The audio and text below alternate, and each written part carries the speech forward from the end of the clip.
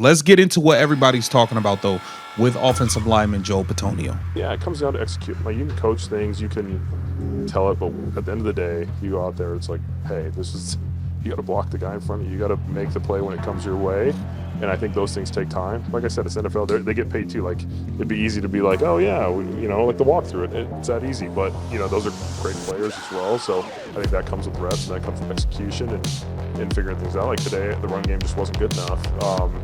And we relied a lot on the pass game, which came through for us. But, I think the young quarterback, you want to try and control the ball a little bit more, especially in that third quarter. Well, I think that's the comment that are getting some people up in arms. Oh, you want to control the ball, especially in the third quarter. Because in the third quarter, that was when Shador hit some rough patches. He threw the interception, things like that. And then he turned back up in the fourth quarter. But make no mistake about it, Shedeur, third quarter is not the reason this team lost the game. Hold on, Joel Bitonio. Hold on. Let me hear you again, man. Joel Bitonio just got fired by the Cleveland Browns after his post-game comments exposed that he had been intentionally sabotaging Shedeur Sanders all season long. And what the front office uncovered during their investigation proves this wasn't normal football criticism. This was a veteran trying to wreck a rookie quarterback's career before he could fully take over the job. But before we get into the pattern of blown protections that showed Batonio was letting Shador get hit on purpose, you need to hear the exact comment that finally made Andrew Berry realize what was really going on. Because when Batonio said, as a young quarterback, you want to try and control the ball a little bit more, especially in that third quarter, he wasn't offering honest analysis. He was deflecting from his own failures while quietly blaming the franchise quarterback. G. Bush's vindication after Shador outplayed Cam Ward only makes Batonio's sabotage look worse. Here's what just happened. The Browns lost to the Titans, 31-29. Shedeur Sanders threw for 364 yards and 4 total touchdowns. He led the team in rushing because the offensive line, led by Joel Bitonio, couldn't open a single hole for the running backs all game. And then Batonio walked into the post-game scrum and decided to publicly criticize Shedeur's ball control. Not the offensive line's total failure to establish the run.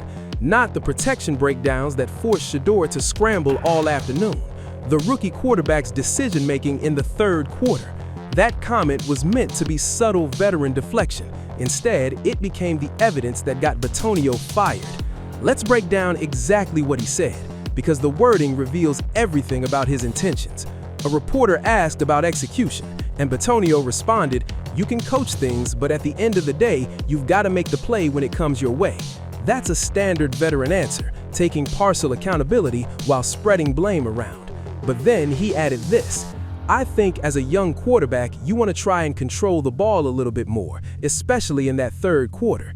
Especially in that third quarter. That's not neutral analysis. That's a direct shot at the one quarter where Shador threw an interception. That's shining the spotlight on the rookie's mistake while ignoring that Batonio's unit struggled for 4 full quarters.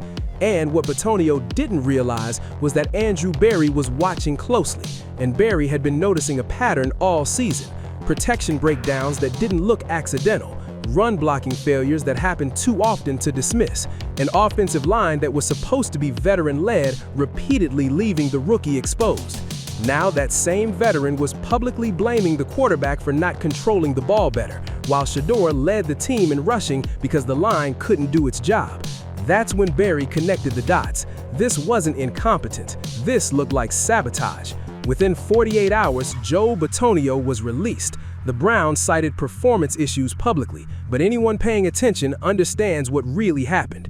Batonio got caught trying to undermine Shedeur Sanders' confidence and development, and the organization finally had enough to move on. Now let's talk about the pattern that proves this wasn't just one bad game. Because Batonio's protection failures weren't random, they were consistent, predictable, and seemed to happen at the worst possible times for Shedeur. Go back and watch the first half of the season. Count how many times Batonio's man came free and hit Shedeur on crucial third downs.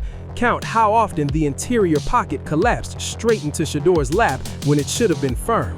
Count how many times Batonio missed his assignment on plays that had explosive potential. It's not random, it's a pattern. and patterns reveal intent. Batonio is a veteran offensive lineman with years of experience. He doesn't accidentally miss blocks that consistently happen. He doesn't accidentally allow pressure on 3rd and long that frequently. Those mistakes are subtle enough to claim their errors, but frequent enough to derail a young quarterback's growth. The Browns coaching staff started noticing. They charted Batonio's performance separately from the rest of the line, and what they found was damning. His protection rate was far lower than it should be for a player with his resume. His run blocking grades were the worst on the offensive line. His communication with other linemen created confusion that led to free rushers. It all pointed to one conclusion. Batonio was either completely lost as a player or he was doing it on purpose. And yet still, we come here today, boys and girls, and I set it up perfectly for you. I said, listen, if the 5th round pick that just started his 3rd game can come out here and duel and go shot for shot, play for play with the number 1 overall pick, it's done. It's finished. I see the skill set, I see the moxie, I see the talent. Well, what are we talking about the evaluation? There is no evaluation, and if he comes out here and outplays the number 1 overall pick with a terrible offensive line, by the way, 4 backups today, if he comes out here, and I know it, the haters ain't gonna be pulling up. It might be a little naked in the spot today. It might be a little dry in the spot today. And then came the post-game comments, the public criticism of Shedor's ball control, the especially in that 3rd quarter line that revealed Batonio's real feelings for the rookie quarterback. That's when Barry understood this wasn't just a veteran declining physically. This was a veteran actively undermining the franchise's most important player because he felt threatened by the change around him. So Barry made the call. Batonio had to go, not because of one bad game, not because of one controversial comment, because of a season-long pattern that was finally exposed by his own words. Now here's where it gets even more interesting, because Batonio wasn't alone. The internal review revealed that other veterans shared the same mentality, the belief that Shador was getting too much credit, that the rookie hadn't truly earned the starting job, that the organization was making a mistake by building around someone who fell to the 5th round. Grant Delpit's defeated demeanor in the post-game interview reflected a locker room that knew it was fractured, a team where some veterans had already made up their minds about Shador before giving him a fair chance. The Browns are cleaning house. Batonio was the first domino. He won't be the last. Andrew Barry is done tolerating veterans who would rather undermine the future than accept that their era is ending. And here's the irony in all of this. While Batonio was trying to make Shador look bad, Shador was out there proving everyone wrong. 364 yards, 4 total touchdowns, led the team in rushing because Batonio's offensive line refused to create running lanes. And he outplayed Cam Ward, the number 1 overall pick in every major statistical category. G. Bush called it before the game. He said Shador would outclass Ward, that the 5th rounder would show he's better than the guy who went 1st overall. The media laughed. They said there's no comparison between a 1st overall pick and a 5th rounder. Then Shador went 23 for 42, 364 yards, 4 total touchdowns. Cam Ward went 14 for 28, 117 yards. It wasn't close. Shador nearly tripled Ward's yardage. He doubled his touchdowns. He completed more passes while carrying more of the offense. G. Bush was completely vindicated, and Batonio's sabotage looked even more obvious. Because if Shador could produce like that while being undermined by his own offensive line, imagine what he can do with real support. That's what Andrew Barry realized. That's why Batonio had to be released immediately. Keeping him would have meant continuing to handicap the franchise quarterback, and Barry isn't willing to sacrifice Shedor's development to appease veterans who can't accept change. But here's the part of Batonio's comments that really exposed his agenda, something many people missed on first listen. When he talked about the run game failing, he said, "We relied a lot on the pass game, which came through for us. The pass game came through. The pass game came through." That's Batonio admitting Shedor performed well, that the passing attack led by the rookie quarterback kept the Browns competitive despite having no run support. So, if the pass game came through, if Shedor threw 4 touchdowns and kept you in it, why criticize his ball control in the 3rd quarter? Why single out the third-quarter interception when the passing attack you just praised was the only reason the game stayed close? Because Batonio wanted to plant doubt. He wanted reporters focusing on the one mistake instead of the 4 touchdowns. He wanted the narrative to be that Shedeur lost control in the third quarter, not that Shedeur carried an offense with no run game for 4 quarters. That's manipulation. That's a veteran using his credibility with the media to undermine a rookie who can't publicly fight back. And it backfired badly because Andrew Berry saw through it. The Browns looked deeper. They spoke to other players. They re-evaluated film with fresh eyes, specifically looking for patterns of intentional failure instead of isolated mistakes. And what they found confirmed Berry's suspicions.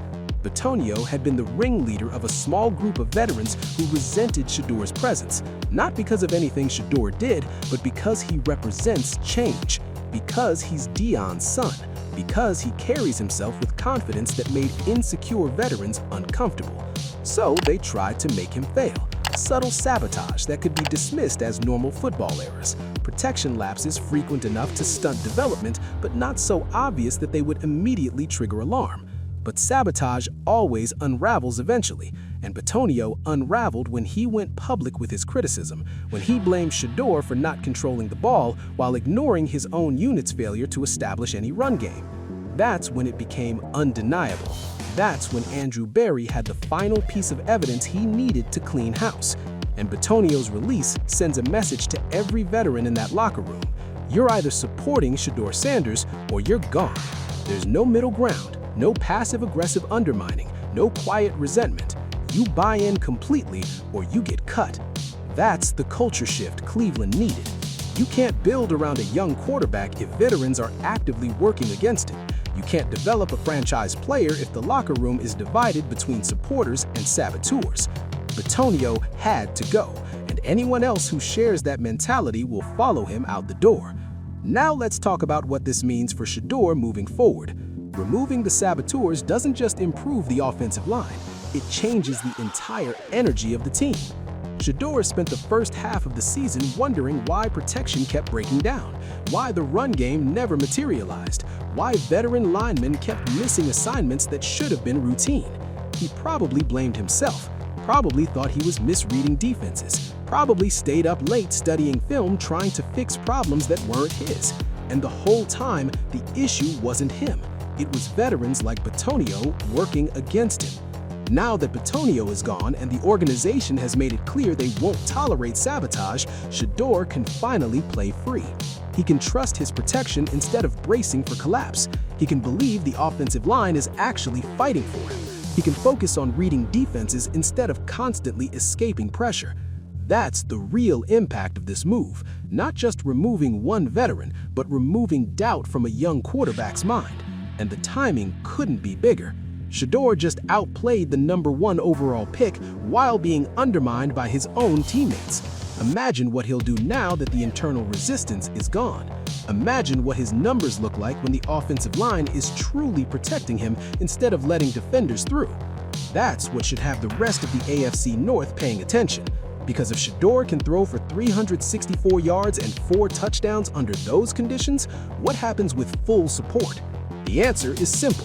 He becomes the quarterback many believed he should have been drafted as. He proves the 5th-round slide was a scouting failure, not a talent issue. He makes every team that passed on him regret it. And Joel Bitonio will be remembered as the veteran who tried to sabotage a rising star and paid for it with his job.